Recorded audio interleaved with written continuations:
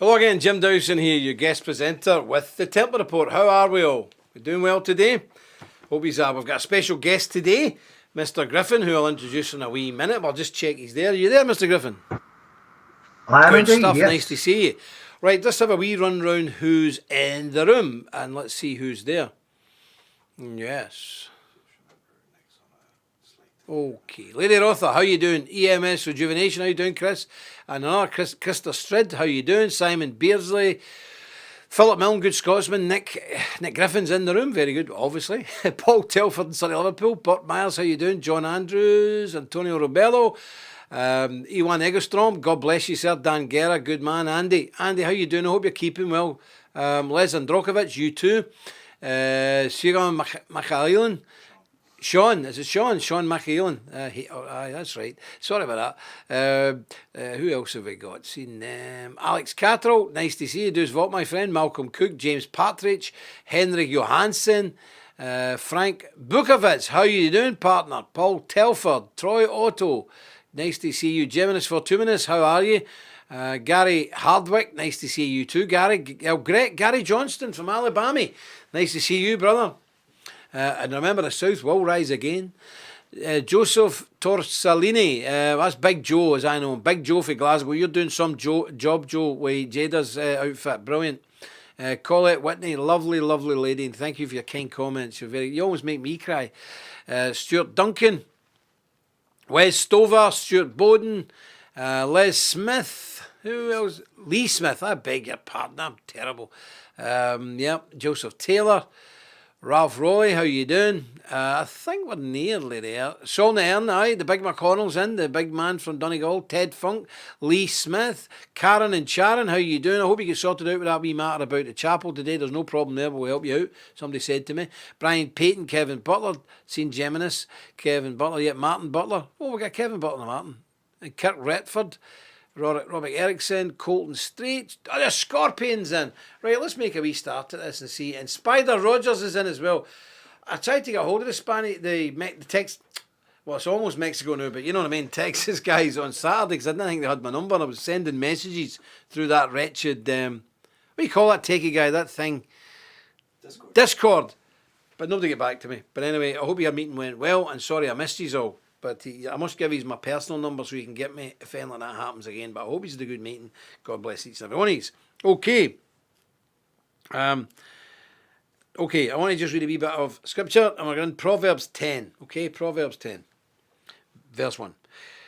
The Proverbs of Solomon. A wise son maketh a glad father, but a foolish son is a heaviness to his mother. Treasures of wickedness profit nothing, but righteousness delivereth from death. The Lord will not suffer the soul of the righteous to finish, but he casteth away the substance of the wicked. Amen. God bless. This the public reading of his infallible and inspired word. Right, let's get down to business. Before I do so, Mr. Griffin, and get you in, I just want to show the people this wonderful thing here. This is a newspaper. Look at that poster. And it is the Britannia. Sorry, my Irish friends, I'm a jock, so we'll have to just pop this because we support nationalists from every country in Europe. Most of them are Catholic. This is a load of Brits, but you know we've got to care for the British people as well. So that's the magazine, the leaflet, the paper. Look at this poster inside.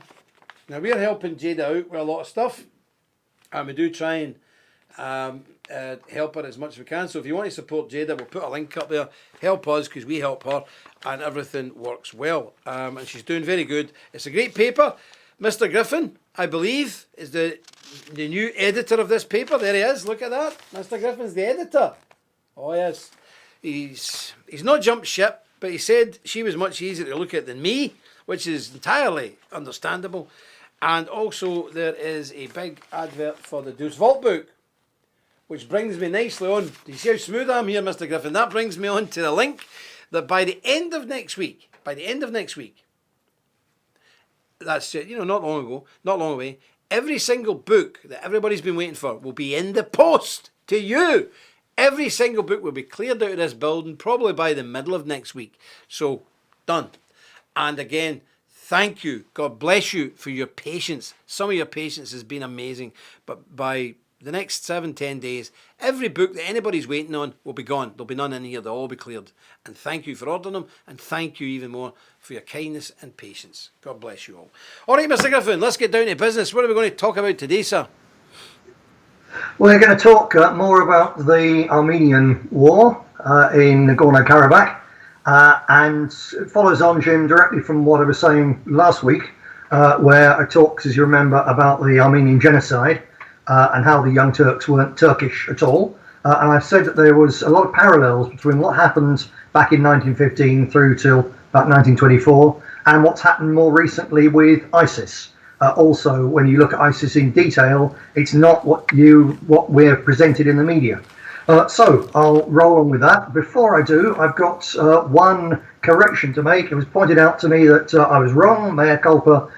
The Armenians are not Orthodox Christians. They're actually the Armenian Apostolic Church. Jim, you'll know this phrase, I guess. They're monophysites, which is pretty obscure. It's a different way of looking at the divinity of Christ, whether he's divine or when he was incarnated was human or remained divine.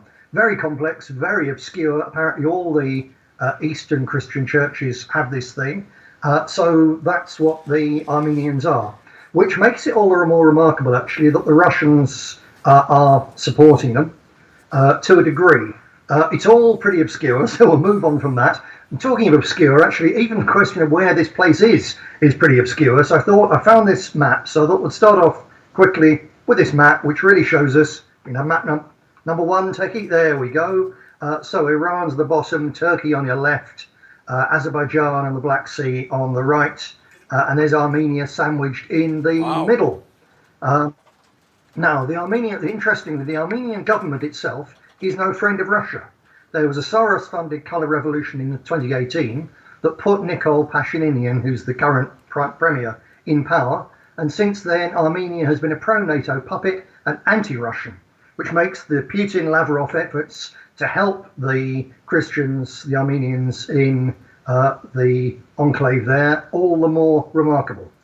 The Russians they've got two main reasons for this. The first is that Russia historically is the defender of Armenians and Christians in general throughout the Balkans and the Near East against the Turks from the days of the Tsar, as we've seen them doing in Syria, and Russia's return to its original path in this regard. Now it's become Christian again. And secondly, there's also a direct personal and selfish-like interest, if you like, in this, that the Turks are infiltrating jihadis into this part of the world, out now from Syria, out from the Turkish refugee camps. They're pouring jihadis in there, and this is part of the old USSR. So that's part of the old Ottoman clash with Christian Russia, and also, no doubt, Erdogan thinking, I've got an opportunity here to score some brownie points with the UK and the US deep state, a large part of whose agenda in Syria, of course, in Iraq and Iran, is to create a jihadi maelstrom in the southern borders of Russia. It's the old trick there. So coming on to what's happening now, there was a ceasefire briefly in there a few days ago, brokered by the Russians. That's already broken down. And as you said the other day, Jim, the Israeli supplied drones, are wreaking absolute havoc on the tanks of this Christian enclave. So much so, this is an aside, but I think it's important that I got this quote from the UK defence think tank RUSI. Quote, unless Britain, so they're watching what's going on right now. This is a little bit like the way the Spanish Civil War was used by all the sides of the shortly to happen Second World War as a sort of testing ground and see what's going on with modern weapons. And this UK think tank, defence think tank, says this: unless Britain adapts to the digitised battlefield where artillery and other loitering munitions, that's like these drones, are directed by surveillance assets, you are talking about Britain's entire armoured capability lasting less than a day against a peer adversary with modern sensors, unquote. Really quite terrifying. It shows you the scale of what's going on there and how important it is potentially for, well, everyone else in the world. This is perhaps the first of the next generation warfare really going off right in front of our eyes. And the best defence the Christians of the area have, lies in the fact that Nagorno means mountains, and although they're well to the south of us, they're damn cold in the winter. Winter's coming, and once the snow starts, then the mountains in the winter will freeze the conflict. So it buys some time, at least until the spring. Meantime, all traditional Christians have an absolute obligation to stand with our fellow Christians and to help save the Armenians from yet another wave of genocidal assault by their ancient persecutors. So I don't know if you've got any comments there, Jim, before we come on to absolutely. I think it's... I know they've got a wee bit of strangeness about them, but these are the people who are the caretakers of the Church of the Holy Sepulchre in the Holy City of Jerusalem. These are the people who have suffered probably more than any other Christian group on the planet. They're fighting people. And I'm glad to see that already. I don't know if you've heard, Mr. Griffin, but already some of the brethren from Eastern Europe have already started travelling there. Some of the fighters, some of young men, volunteers have started travelling there to take up a stand with the Armenians against these jihadis. So God bless each and every one of them, and I hope that trickle becomes a flood very soon. Yes, I hope so. And it does perhaps raise the question that if this conflict goes on through the winter and through the spring, it may be settled. They may settle it. The Russians want it settled. Actually, the Americans want it settled. Almost everyone, to a degree, wants this thing settled, other than the Turks, who just want it settled by victory. And if it does roll on, then I think the Christian volunteer force will also not just be from the east. I think it will start to come from the west. I think we can imagine or know people who would be looking to assist that operation. And the idea of a growing number of young white Christians going out and being involved in this kind of conflict is something which would send shivers of horror up the spines of the entire liberal elite and their security apparatus in the West. And it perhaps would also give them reason to think we really ought to intervene and stop this before this goes out of control. Amen. Anyway, we shall see. We shall see. So in the first part, in effect, of what's a series, because today, Jim, I'm actually going to do half of the story of the creation of ISIS, because otherwise we'll be here for several hours. So this, in effect, becomes a series of 3 with the video we did last week about the origins of the Armenian genocide and who carried it out and why, being the first part of the series. So in that one, if you remember, and if people missed that, I do urge you go and look at that, because what I'm going to be saying today and tomorrow, a lot of this, people who are fairly switched on will already know. I've just perhaps put it together in a particularly organised way. But what we learnt the other day about the way that the Young Turks were created and promoted by Masons, crypto Jews, Rothschild money, and backed by the Zionists as a way of breaking up the Ottoman Empire so they could seize Palestine. A lot of that was new. This isn't so new. But let's fast forward now to the rise of ISIS and how this too isn't all it seems. Now, I'm not saying ISIS is un-Islamic. It most definitely is Islamic. It's not a perversion of Islam. It's possibly a heresy of Islam, but it comes right from the Wahhabi Salafist strain, which right now controls Saudi Arabia, which is the richest Sunni Muslim state on the planet, and which is pouring money into radicalizing Muslims all over the world, including in Britain and in the USA. So I'm not saying this has nothing to do with Islam. It most definitely has something to do with the current dominant strain of Islam in our world. But that said, there's a lot more to it than that. So I can start off with the former Supreme Commander of NATO, General Wesley Clark, who in February 2015, interviewed by the CNN, said, quote, "ISIS got started through funding from our friends and allies in the Gulf. It's like a Frankenstein." So this is the starting point. Mr. Techie, if we can have the picture number 2 up of General Thomas McEnany, who was the top Air Force figure, and he's rather a hawk actually in the neocon sort of way. And during an appearance on Fox News, he said, quote, "We backed, I believe, in some cases, some of the wrong people and not in the right parts of the Free Syrian Army. And that's a little confusing to people. So I've always maintained that we're backing the wrong types. Some of the weapons from Benghazi ended up in the hands of ISIS, so we helped build ISIS," unquote. Now, what he's commenting there, of course, is the huge gun-running operation which Hillary Clinton oversaw out of Benghazi. It's how the American ambassador was murdered there as well, when, having overthrown the secular Libyan government with the help of their jihadi pets, the US and Democrat deep state promptly set about moving them and their arms to Syria to try to do the same job there against a secular Syrian government, which I remind people isn't just there for the Muslims, it's there for various sects in Syria, including the Syrian Christians. As you know, Jim, I've been to Syria 4 times, in fact. Each time I've met with Christians, senior Christians, and just grassroots ones you meet in the streets in the Christmas quarter in Damascus, and all of them say, without Assad, without Russia, without Iran, without Hezbollah, we would already have been murdered by Al-Qaeda and ISIS. And why do your Western governments support these monsters? That's what every Christian in the Middle East will tell you. Don't believe anyone who says anything differently. So coming on though, let's look into this deeper. And if we can have, in the New York Times on the 2nd of August in 2017, David Petraeus, if we can have the picture number 3 up. This is Petraeus with Hillary herself. In 2012, Petraeus, who was then the CIA director, first proposed a covert program of arming and training rebels in Syria.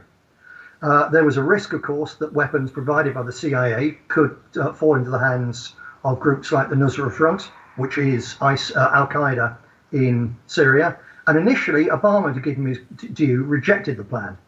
But he changed his mind the following year, and according to the New York Times, the president's reversal came in part because of intense lobbying by foreign leaders, including King Abdullah of Jordan and Prime Minister Benjamin Netanyahu of Israel.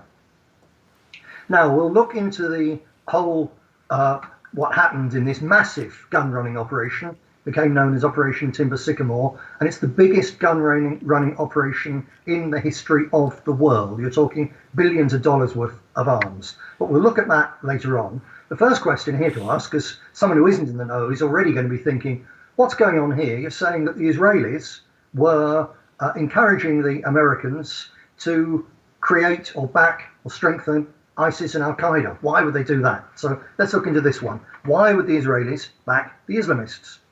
Well, I've got I fished out a cutting here from September the 17th in 2013 from the Jerusalem Post.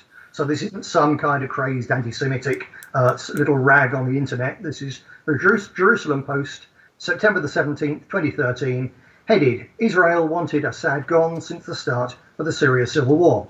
And it was an interview with the Israeli ambassador to the US, Michael Oren. This is picture number 4. You see Oren with, there's the president from wherever he's from, America, Kenya, I don't know. And along with this story, the Jerusalem Post said this, the bad guys backed by Iran are worse for Israel than bad guys who were not supported by the Islamic Republic.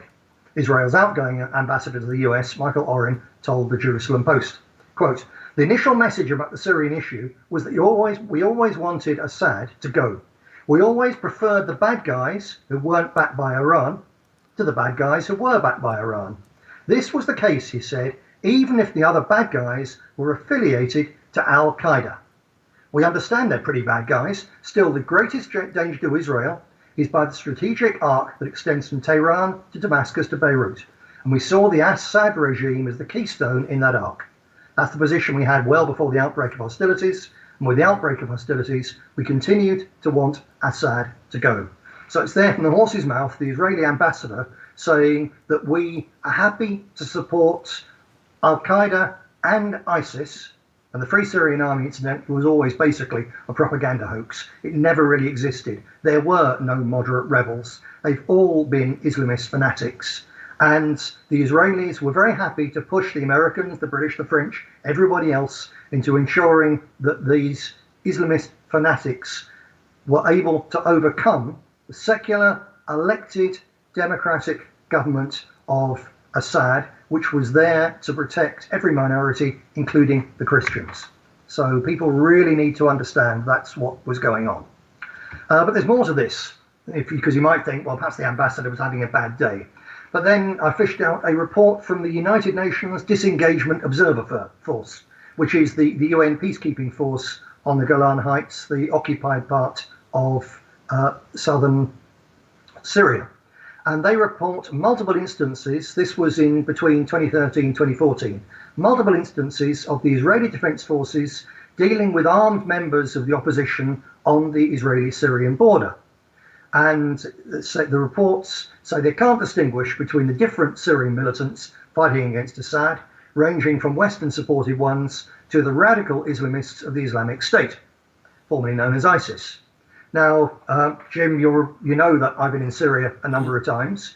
I don't know if I told you this anecdote, that in spring 2013 I was there, and I was with a group of nationalists and patriots from Britain and other parts of Europe, and as part of our visit, we were taken to a government holding centre where they had prisoners they'd taken from amongst the rebels.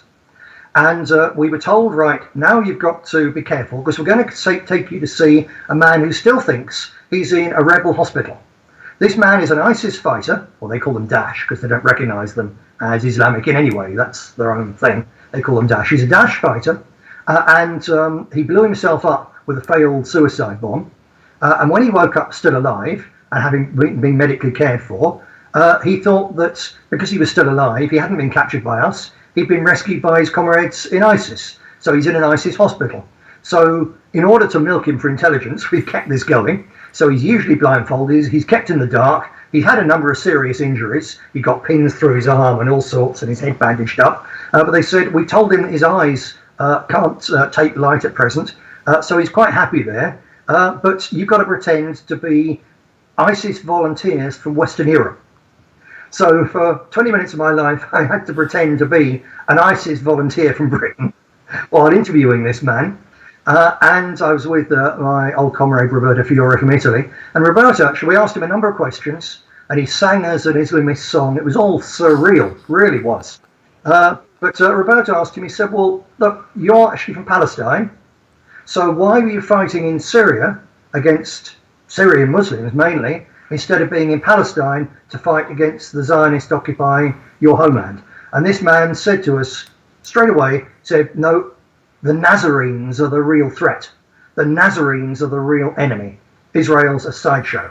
So it shows how the indoctrination has been going on. If anyone's not into Christianity, the Nazarenes mean Christians. It means us, people like us. They're the real enemy to ISIS. Even to an ISIS fighter from Palestine, the Israelis aren't the enemy. The Nazarenes, the Christians are. And this feeling's mutual, because if we have picture number 5,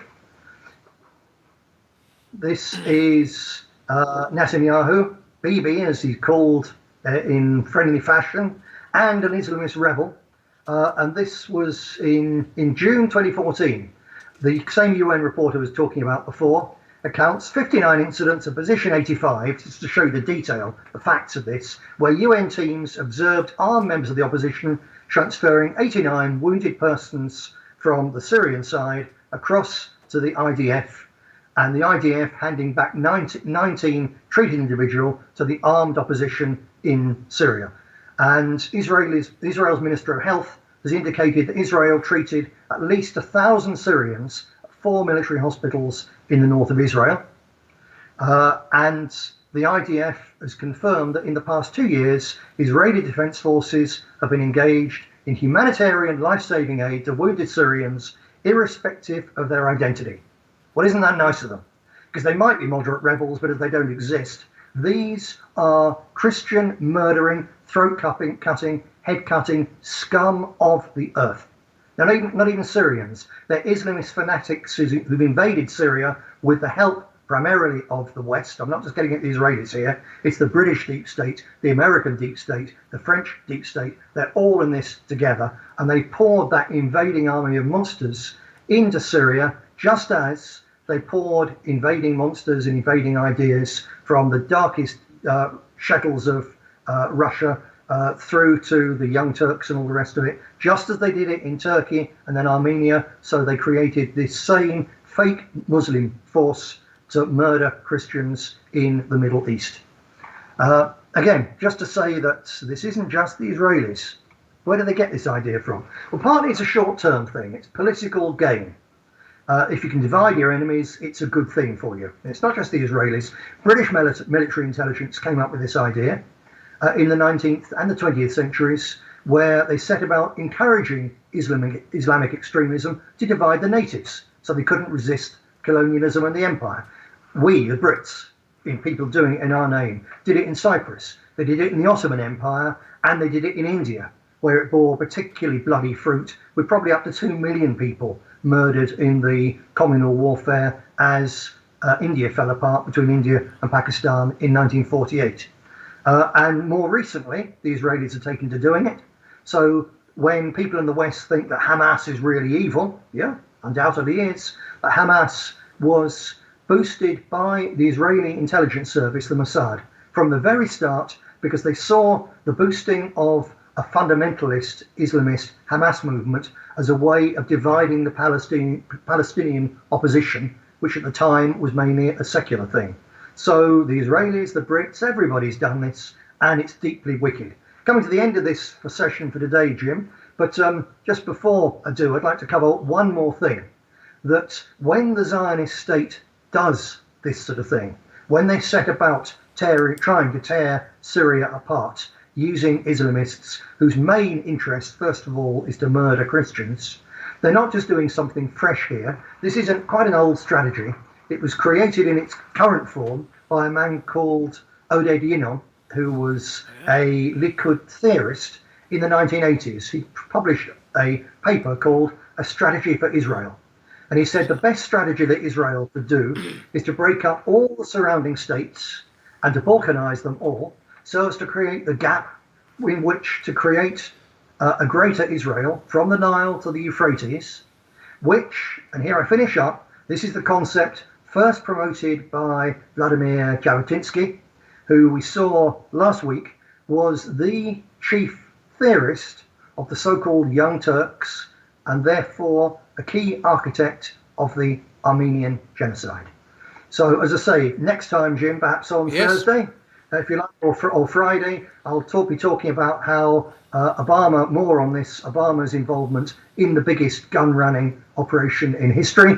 I've got some very interesting material about decent Green Berets who tasked with training these scum, sabotaging the CIA's efforts to train, as they saw it, the next generation of jihadis, and just sitting around making sure, as far as they could do it, while they were there to obey orders, they didn't do anything to encourage this truly wicked plan. Some fascinating material to come up. For now, thanks all for listening, and I'll see you later in the week. Thank you very much, Nick. God bless you. Excellent report. Excellent indeed. What do you think of that, folks? Oh, and maybe wish everybody out there in America Happy Columbus Day. I know it's not PC to wish it, but I'm going to say it again. Happy Columbus Day to all our American brothers, brethren, sisters, dames, friends and supporters. God bless you, and God bless the memory of Christopher Columbus. There, that's the snowflakes went mad now. Yes, we're going mad.